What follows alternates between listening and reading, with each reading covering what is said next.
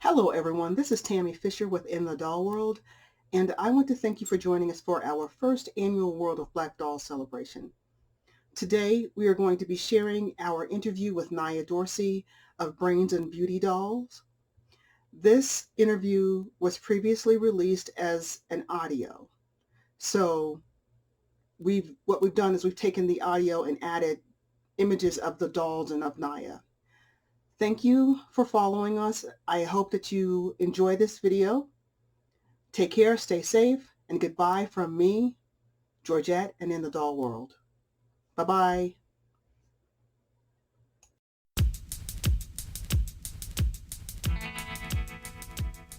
Hello, everybody, and welcome to In the Doll World, a show spotlighting the passion and the people of the doll community. With your host, Georgette Taylor, former vice president and co-founder of Big Beautiful Dolls, and Tammy Fisher, owner of Curiosity Dolls and Collectibles. Join us as we talk to and feature fascinating new dolls and doll artists, from avid collectors to repainters, redesigners, and all the people in between as they share their journeys, give us glimpses into their processes and what propels their passion and drive that help to keep the doll world moving and shaking. Here are your hosts, Georgette and Tammy. Hello, everyone. Thank you again so much for joining us for In the Doll World. I am one of your hosts, Georgette Taylor, along with my co-host, Tammy Fisher, and we are so excited to be able to interview today Niya Dorsey. She is the co-founder and creator of Brains and Beauty Dolls. They are 18-inch multicultural dolls that speak encouraging words and empower young girls to create better self-esteem and self-talk. And we're so excited to have her on the show. Welcome, Niya. Thanks for having me. How are you? I am doing wonderful. How are you doing today? I am well, thank you. That's great. Well, we want to talk to you a little bit about your journey into creating these amazing and beautiful. They are just so adorable, I must say. Their faces, I just want to kiss on them all the time. They're so cute. I want to tell Thank you. you, these dolls are so beautiful. They really are. But before we get to how you got started in creating the doll, I want to talk a little bit and share with our listeners about your journey into that and on the path to becoming a doll creator. Okay. Well, as everyone know, my name is Niya Dorsey. I was born and raised in Jersey City, New Jersey. Currently living here in Szekeres. When I was a little girl, I did love playing with dolls. One of my two favorite dolls that I can remember to this day was Baby Born, which is funny because they actually still have that same doll now. They just upgraded in a little different ways. She was a pretty brown skinned doll. She had a heart on her cheek and she had like gold hair. It's funny because as I got older, I just stopped playing with dolls. And then up until I had my own daughters when I really got interested in loving dolls again. Did you know why you stopped playing with dolls? I just think I outgrew them and, became a teenager. Put those And childish things away, right? That's what you. yeah, then I kind of got into sports and I loved basketball and I played basketball for a while. That was basically how I kind of just went left from the dolls. Kind of work did you do up to this time of creating dolls? Were you in any of that creative side? If you show up in any of your besides your basketball, it had to do with making dolls before?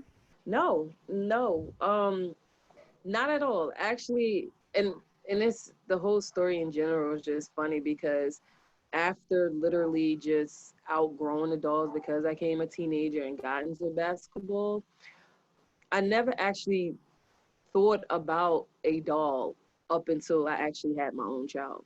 And that Okay, seems to I be a can common understand that. story. We had that same thing Hmm. with C. Robinson. She wasn't, and I think she might have said she didn't play with dolls as a kid. And she Hmm. had this daughter and started looking for black dolls and had difficulty finding them. I think like for me, it was one of the things. One of my majors in school was fashion merchandising, Hmm. and I wanted to actually start my own clothing line. I got pregnant with my daughter. My desire to to start my own clothing line kind of decreased.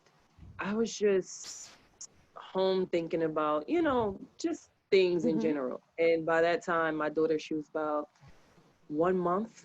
I'm a little weird, but with anything, like, I think of things in advance. And one of the things that had crossed my mind was like a dog. And I'm like, out of all the times, you know, I shop and do different things for my godchildren and different things, I've never seen like a really nice black doll. I just called my aunt. I had like this long conversation, and she agreed with, you know, some of the points that I was coming up with about creating a doll. So I actually took the time and wrote down different things of how I wanted this doll to turn out. How could it benefit my daughter? Like, to not just encourage her, but to have things more like her.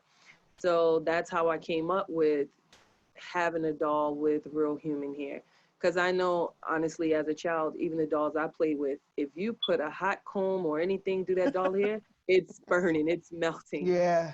And some of the dolls come pre-styled. So you definitely can't do Yeah. anything but keep it with the ponytails. So the hair was one of the important aspects for it, just to give him some type of human hair to do different things, wash and different things like that. Then I was, you know, little kids tend to gravitate to the things that you say and the things that they see. So I wanted to encourage them. So that's how the empowering phrases came about. And then I spoke to other mothers that I knew and asked them, hey, what do you say to your kids on a daily basis? Or what do you want them to hear on a daily basis? And then with that list, I just chopped it down to 20 empowering phrases. And then I called, well, not called, but I researched and tried to find a manufacturer. I found one. Then I found someone who could really draw. And I sent them a picture of my daughter, and they were able to sketch a drawing of my daughter. So those sketches that you kind of see of the characters, the cartoon characters of the doll, was based off like a baby picture of my daughter. Kind of just aged it a little bit and, you know, made it cute. And then I used those same pictures to send to the manufacturer. And then once I got my prototype, I was like, wow, she's really pretty. Yeah, And she's beautiful. Yes. thank you. And then from there, like, Brains and Beauty Dolls just kind of started from there. Go ahead. How long was your process from the time that you sat down and thought about creating that doll to actual prototype? A little less than a year. Okay. Wow. A little less than a year. I would say about 9 months. But to be honest, some things I wish I could have changed a little bit because now that I'm growing and I'm here, I see and know things differently. But it's okay because you honestly, then sometimes when I think about it, I'm like, well, if I didn't have these failures or if I didn't do it this way, I probably wouldn't have known. So sometimes Yeah. it's good to experience things on the downside and still be up. And I think that that's something that other people have spoken about. I know that Jozef Szekeres, he has the GlamourOZ dolls, and this is his, I think, second set of dolls, at least second set of dolls. And he talks about how this second set of dolls is different than the first set of dolls. And we had that same kind of conversation with Joey Versailles about the Mary Magpie, about how he would do things differently. So yeah, that's just a learning and growing process. Yeah. It's like you said, it's not bad for sure because you do learn, and if you want to do more dolls, then you have an idea how you want to make those changes. But Yeah. that's the beauty of that, you know, Niya, that you did it, and now you have something that is out there and that's helping young girls, and now you have a legacy of what it is Yeah. in your household to become an entrepreneur and to do the things that you want to do, and your daughter sees that. So I think it's all a win-win. I think so too. One of the things you spoke about, Niya, was the human hair. And how did people respond to that? Because I remember feeling very strongly about having a doll with human hair. And I know you talked about being able to do certain things with the human hair that you can't do with like plastic, because most of the dolls have some form of a plastic fiber hair. So can we talk more about that hair, that choice? Far as customers, I get a lot of positive feedbacks about it having real human hair. But then I've also read and, you know, saw things that some people like, human hair, what? I think it's very important, especially now because um, a lot of us African Americans, we like wearing natural hair. And as you can see, like within the jobs or even at school, you're being picked on, or it's against rules and regulations. So for me, I think that helps little girls learn from at a younger age that this is my hair, it's beautiful, and we can do different things. And they can get used to practicing hair that's just like theirs. I mean, depending on the age, you are allowed to like flat iron and do little twists and different things. Obviously, her head is a little small, so it's still limited to certain styles. But for the most part, you can wash it and have fun, and it's not like easily tangled and things like that. So does it have to be conditioned because it's human hair? I mean, You do can you have use to do those you processes with can it? you can use shampoo, you can use conditioner, or you can just leave it as is. And both dolls have a form of kinky curly hair. The only difference is with Malia's hair. Once you wash it, her curls are not as tight as it is from the beginning. But the curls will come back if you wash it, condition it, whatever. It will be fine, and it holds Okay. it well. Now, you did mention one of the dolls. So you have three dolls. And so can you So give us their background, their names and their background? okay, so technically we have two dolls that was in production. Niya, she didn't make it yet. We had a prototype. We actually recently did a pre-order session for her. But due to the coronavirus and the lack of pre-orders, we just decided to cancel her. Okay. I didn't know that. So yeah, we recently made that decision, and we started back in the end of January. And the Okay. problem with that is you have like from January to March, we decided to have the opening for the pre-orders for Niya, and then you had this big coronavirus. So and then even before that, because of like the manufacturer is in China, and they had issues there at one Right. point. A lot of factories and things shut down. So communication was very short. Then we turned around and we had it here. So between the dates and the times, and then people already pre-order, and then plus our pre-order written list wasn't that high. It was just best to just cancel it out. Right. Some ordered in January. It's like, but now it's this month and I don't have a doll. So I just rather keep my customer service and hold back for a while. Right. Right. Makes That makes sense. sense. Did you have a small run with these dolls or a bigger run? As far as Niya or Manufacturer. just in general? In general. It was okay. And that was one of the things where I said, I wish I've done something better. And even to this day, I'm working on it, and that's marketing. And to be honest, I met a blogger named Debbie. She has her own, like, Facebook group and different things like that. She actually started sharing it with her Facebook group and her friends and stuff. And that actually helped me meet my goal with Kickstarter, because I thought something different about Kickstarter. And I know they have like a lot of followings and different things like that. And I thought when people see that you have stuff there, they'll take a look. But it's not like that. You have to draw your own people into Kickstarter. Yeah, we chuckled Yeah, when you so said in the Debbie beginning, because Debbie is the first person we interviewed, Debbie Garrett, yes, and she did a good yes. job of Yes. sharing your dolls. I'm a member of her group. We saw lots of beautiful pictures of your ladies.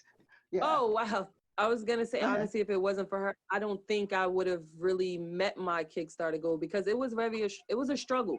And like I said, Yeah. I just didn't, I guess, understand the Kickstarter process as much as I thought I did. But we got Kari. Now we're just going to wait for Niya until things start getting a little better. Yeah. Well, That makes one of the sense. things that, me and Tammy talk about a lot when we do this show, and I had a different idea when I was thinking about doing the show. I wanted to just showcase the people in the community, and that's great. But when me and Tammy were talking, we were saying, being a doll maker and a doll creator is not just being a doll creator and a doll maker. You have to be an entrepreneur. You Yeah. have to be able to do the things that keep your doll in front of people. You have to be able to market. You have to be able to do PR. You have to be able to be on shows. And I think sometimes when especially if you're a doll creator or a repainter or an artist like that, some of those things don't really kick off for you because you're not in that space. But Yeah. creating a doll is a huge business. It's not just creating the doll. And I think, like you were saying about the Kickstarter, you understood the process of making the doll and why it was important to you, but also then you had to understand the process of how Kickstarter is relevant to you No, and it's PR. totally, because it's like, I know for a fact I have an awesome product, but it doesn't go anywhere if no one knows about it. Yeah. It's all within the marketing. That's just something I'm learning right now, of just how to market them a little better. Mm-hmm. So what are you doing differently now? For the most part now, I'm actually talking to a customer service rep at Facebook to really know how to use the ads within Facebook. I've also reached out to influencers, young little girls that, have high followings. I send them product and stuff and they'll take Oh, that's pictures. smart. I've reached out once to We Buy Black. They actually put out dolls on there. So that helped us with some followings. And actually I did that last year in around November. That really helped a lot with sales. Okay. That's good. I like that. Yeah, we're seeing a lot of the smaller doll people, the doll makers, are doing things like, we're seeing posts from them like daily. Jozef, Szekeres, follow him. Jozef, to me, is amazing as far as the way he's marketing and managing his dolls. He does a great job. So I recommend that you go and look Jozef up and follow him. I'm just thinking about what you were doing and how we could help you. So let's get back to your doll. Why did you choose to have a doll that talks? Because we don't see many dolls that talk. Why is that important? Again, because I feel like we need to encourage and empower our young girls, and, different households, or just even sometimes your surroundings, just something as simple as going to school with bullying and stuff. It's so much negativity, where I feel like if you have a doll that you actually love and play with, and you hear all these empowering phrases, it makes you feel good inside. And you tend to believe what you hear. So I thought that was kind of important. And I remember when I got my first prototype, and I went to the park because I felt like I needed to take some pictures, do something, start showing people. And it was a little girl, and I asked her mom or her dad, could I take a picture of their daughter in a swing with the dog? And they said yes. And the little girl happened to squeeze it, not even knowing that it talks. And the first phrase, it says, "You're beautiful." And it lighted up the girls like so much. She had the biggest smile. She's like, Daddy, did you hear that? She was so happy. And at that moment, I was like, okay, I just did something right.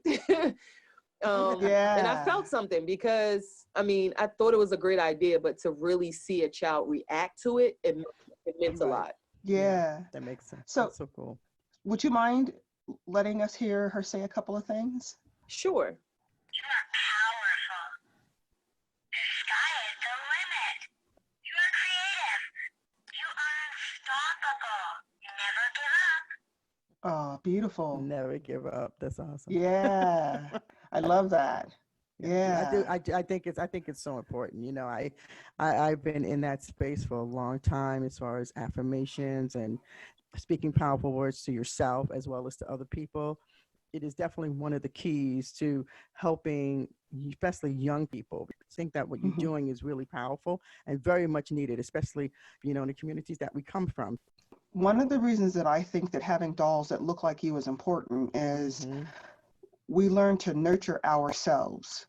And when we have a doll that looks like us, we're learning to nurture us, to value the way we look. When you have a doll that not only looks like you, but says lovely things, you are beautiful, powerful, those kinds of things, your doll nurtures you. And I think that that's really cool. It's helping you to feel good about you. No, you said you have like 20 phrases. Was there a limit on the amount that you could use, or did you choose that for a specific reason?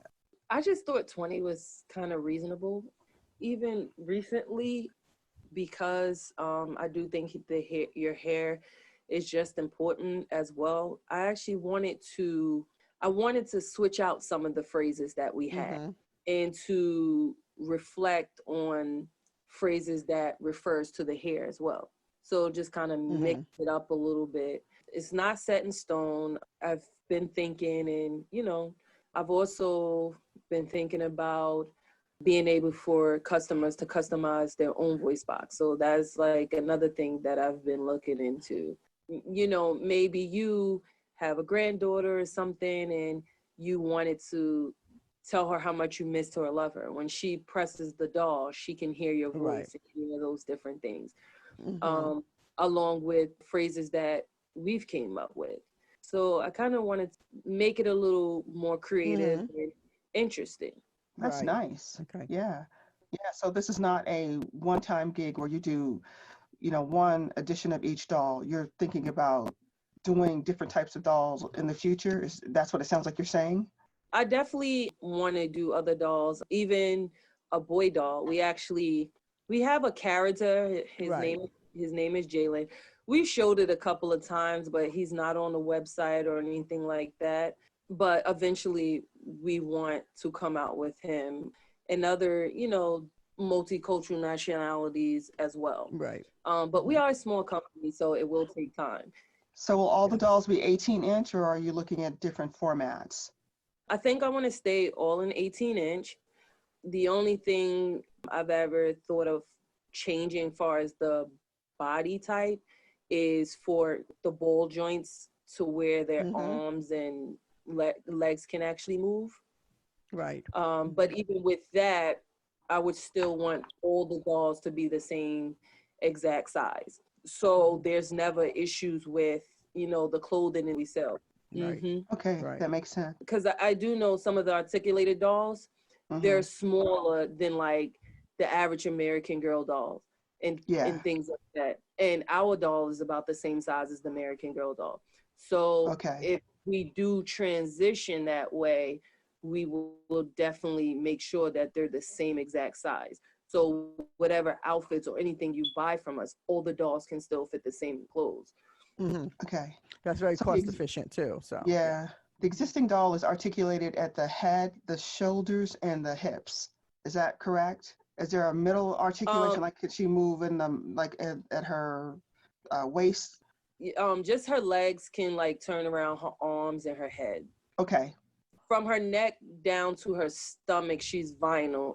Because I was looking at pictures of her and I could see a little bit of her upper chest, and I see that that's vinyl. So I was wondering. Yeah, that was very important to me because I know some other dolls have like cloth up there, but when you have certain outfits on, you see it, and I kind of feel like it takes away. Yeah, I prefer the vinyl too. I want to ask you, what has been the most challenging? Because, you know, people are looking at other people in this space and say, oh, this is something that I'd like to do. This is something I'm thinking about doing, right?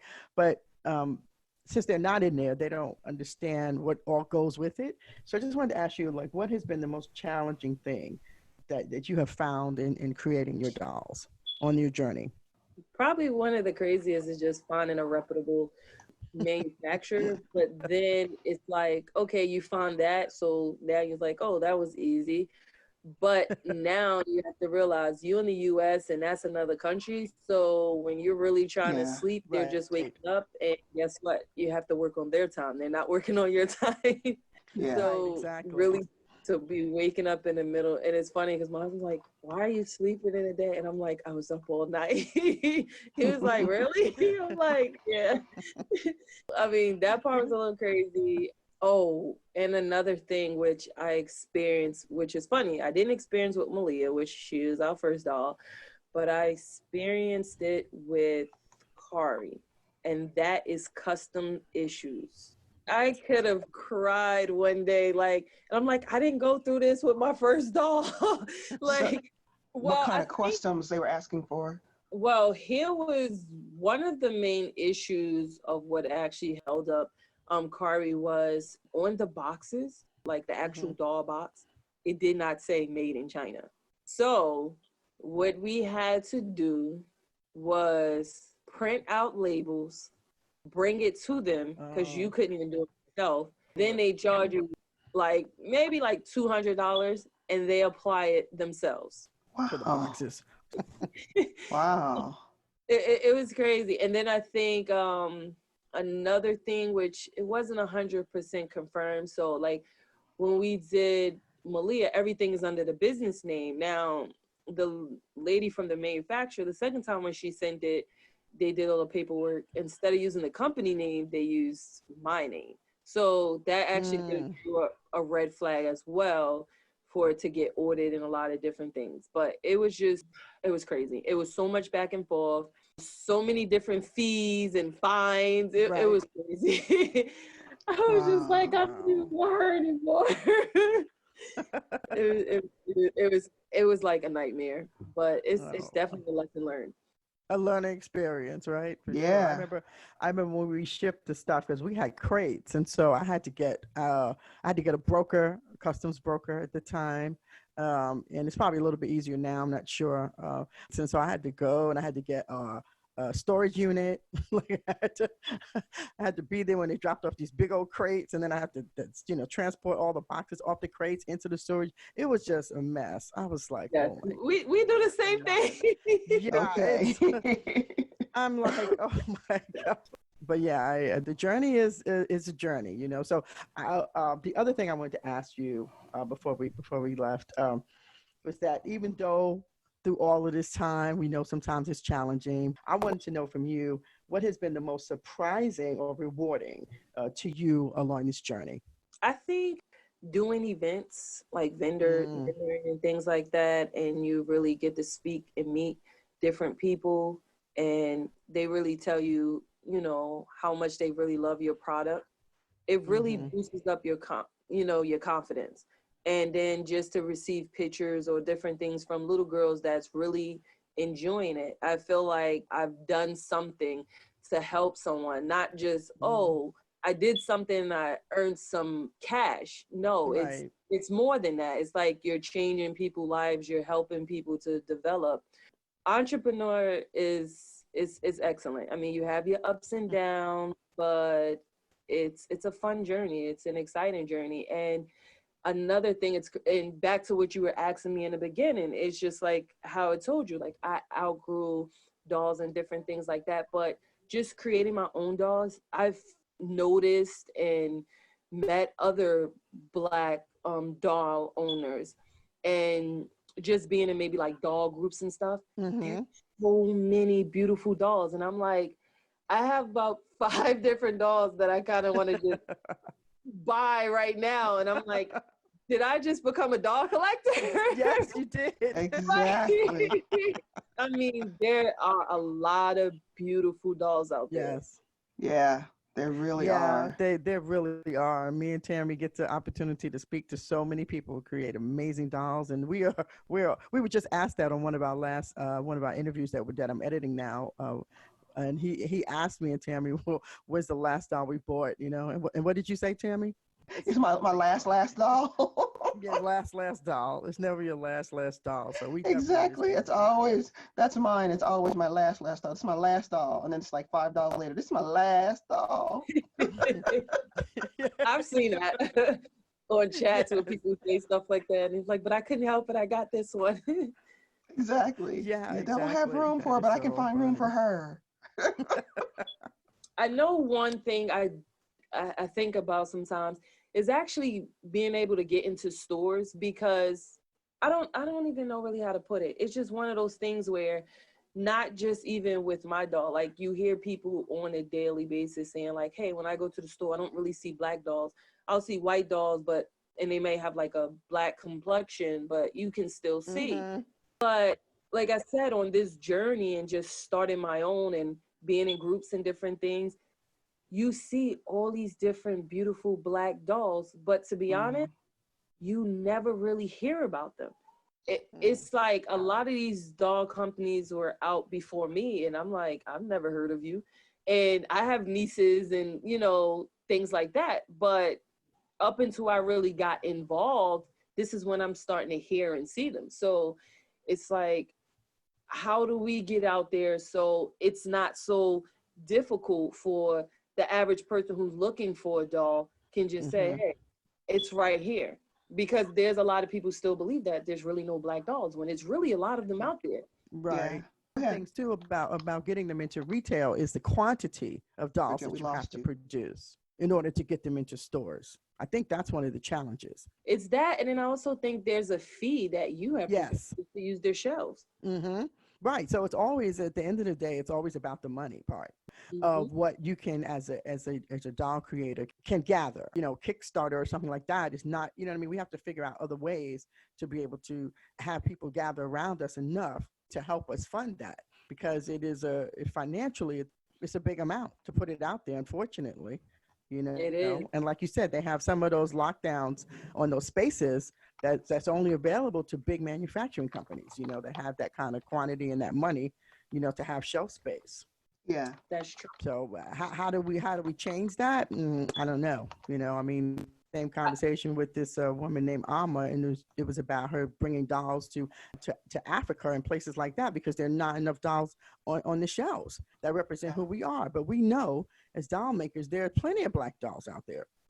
I think that's part of why In the Doll World is important, because we are meeting so many small doll makers. Yes. And sharing their stories, their journeys, and their dolls. I think that we are helping people to understand what's going on out there, because if you think that the only dolls that are available are the dolls that you see in your local store, I mean, you see some teeny number of dolls.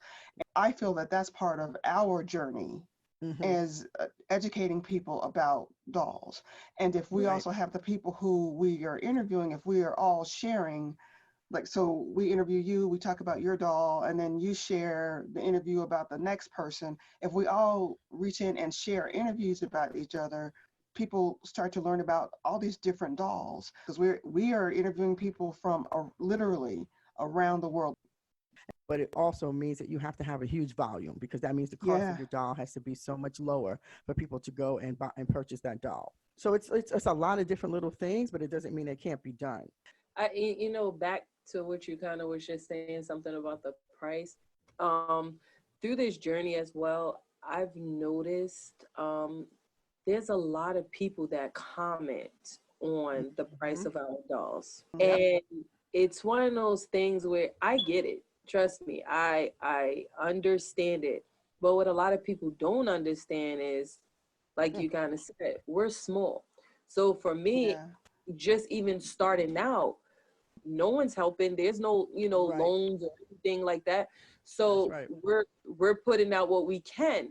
So now these dolls company charge so much because you're only buying but so much from them. It's a lot to us, but it's not a lot to them. And you have to pay all these fees and different things to get the doll as a whole, where by the time you get her, you have to still make profit for yourself. And that's what makes the dolls so expensive. But people don't always see that. And it kind of take them away, because either they just feel like they can't, that is too much for a doll. And then some people just really, I can't really afford it. As much as I want it, I just can't afford it. Yeah. I'm a serious doll collector. I say that because when I look at your dolls, the price of your dolls for the 18-inch dolls, they're in the more affordable range, because, like the American Girl dolls, when they came out, I mean, and you'll still see them over $100. It's not uncommon at all. Your dolls are priced, I think they're reasonable. You have a doll that has hair that your kids can play with and do all these different things. You have dolls that have a very specific look. So when I look at your doll that's less than $100, that doll is not an expensive doll. So again, that goes back to educating people about the doll arena. And I think for what you offer in the doll, is definitely not expensive, because you do offer, like you were saying, it's not just the doll, right? It's the empowerment. It is the connection. It says these empowering words to help your child feel good about herself. It's the hair that connects her to the hair that she has. And not even that, you have to just show them other things that are of value. It really is about a lot of the things that you're doing as well, Niya, is connecting with those groups and talking to those people and finding out that, there's other Black dolls that can be had. Thank you. Yeah. Well, I'm excited. Thank you so much for joining us here, Niya, on the show. It's been been amazing to talk about your journey and to see your dolls come to fruition. And I'm so glad that you were able to create the doll that you wanted to create. And I'm really looking forward to so many more things from you. Yeah, and we're looking forward to future interviews. When you let us know when your next dolls come out, we'd love to interview you and help to promote your dolls. We're excited. Thank you so much. I appreciate that. And thanks for having me again. So welcome, and share with everybody, how they can connect with you and what's your website and your Facebook. Don't forget to follow us on Facebook and Instagram. Our name is Brains and Beauty Dolls. You can also take a look at our website at brainsandbeautydolls.com. For all the followers, you can use a coupon code DollWorld for additional 10%. 10% off our base price, yes. Okay. Again, Thank you for being on In the Doll World. We really appreciate that. Hey everybody, thank you so much for listening to In the Doll World. Me and Tammy really hope that you enjoyed the show. Please don't forget to share our podcast with other doll enthusiasts such as yourself. And if you would like to leave a message on how you enjoyed the show, or you want to suggest any guests that we should interview, as well as share information about what's happening in the doll community in your area, please know that you can reach out to us at georgette.inthedollworld@gmail.com and or tammy.inthedollworld@gmail.com. Also, if you want to see some of the photos we will be posting of our guests as well as the dolls that they talk about on the show, please visit www.inthedollworld.com. And until next week, add a little play into your life by collecting a doll, sharing a doll, or giving a doll a home. Until next week, thank you again for listening to In the Doll World.